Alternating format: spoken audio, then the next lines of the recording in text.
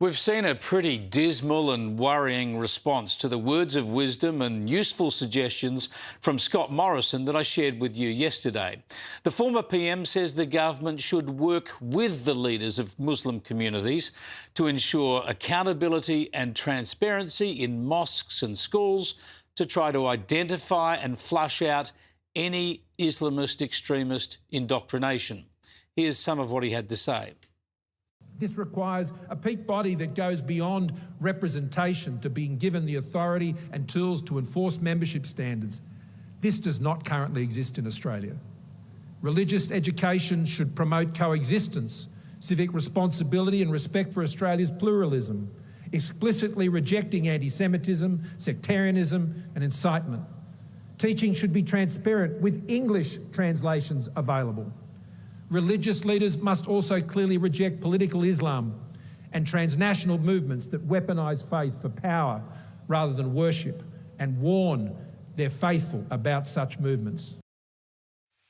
And I showed you yesterday the reaction from the National Imams Council. Sadly, this representative body of Muslim groups attacked Morrison, calling his intervention reckless, irresponsible and deeply ill-informed. They invoked the term Islamophobia and accused Morrison of undermining trust and social cohesion. Now, this is bad enough, but if that makes you despair, then listen to an Albanese Labor government minister this morning. I think it's incredibly irresponsible. And I also think it's incredibly disappointing because it draws on historical stereotypes and a historical trope that continually puts the blame and responsibility and the burden on Muslim communities whenever there is any form of a terrorist attack. Where to start with that, hey? Well, for starters, Morrison is not speaking about any form of terror attack, but about Islamist extremist terrorist attacks. And of course, they are of special interest to Muslim communities because it's their faith that's being hijacked. It's being perverted to inspire the slaughter of innocents. But even from this government minister, instead of being prepared to discuss and confront these issues, she turns it into one of Muslim victimhood. The very victimhood, of course, that so many extremists seek to capitalise on. And Ali launched a horrible allegation against Morrison.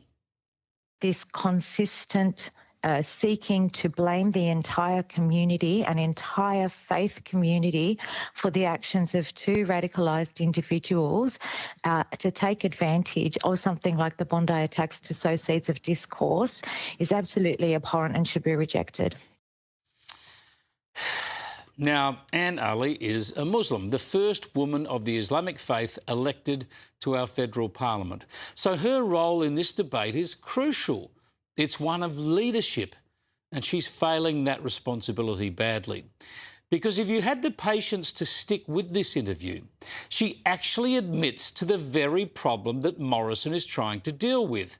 She actually describes the problem that demonstrates very clearly how the Muslim community has much to lose from this extremism and must be involved collaboratively with tackling it.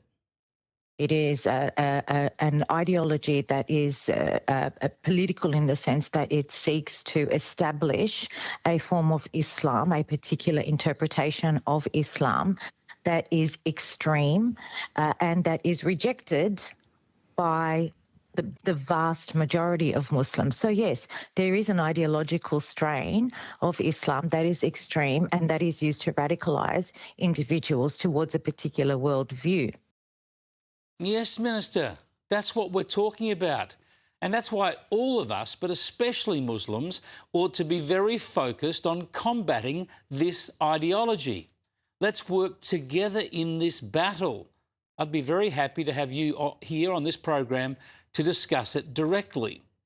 The Minister has just there correctly identified the problem. So the question is, how can we deal with it? If Morrison is wrong, what's her solution? But I have to share what happened at the very end of that interview, and it's pretty depressing.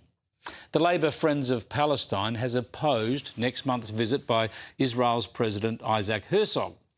Anne Aly was asked 3 times whether she welcomed it. And 3 times before the cock crowed, if I could use that religious analogy, she pointedly did not welcome him. Here's the 3rd time she was asked. Will you be welcoming him? Is this a welcome visit? He was invited for the victims of the Bondi terror attack, and that is protocol, Sally. Such a worry, isn't it? Israel is a long-time friend and ally to Australia. It has helped to stop terrorist attacks against us. It's defended itself over the past 2 years from murderous attacks in its south and from the north and from the east. And Aly could not welcome the president's visit. She later made statements that were more generous and sensible. Maybe she was leaned on to do that because the Prime Minister was certainly quick to point them out. I certainly welcome him coming, and I look forward to visiting. And I note that Anne Aly has made appropriate comments as well, welcoming the fact that this will be welcoming anything that leads to a greater sense of unity. Why is it so hard? How can we expect to rebuild social cohesion in this country if the government can't lead by example? How can we rebuild trust when our government has demonised Israel for more than 2 years and some of its members want to continue in that vein? And how can we tackle Islamist extremism unless Muslim community leaders embrace the debate about solutions?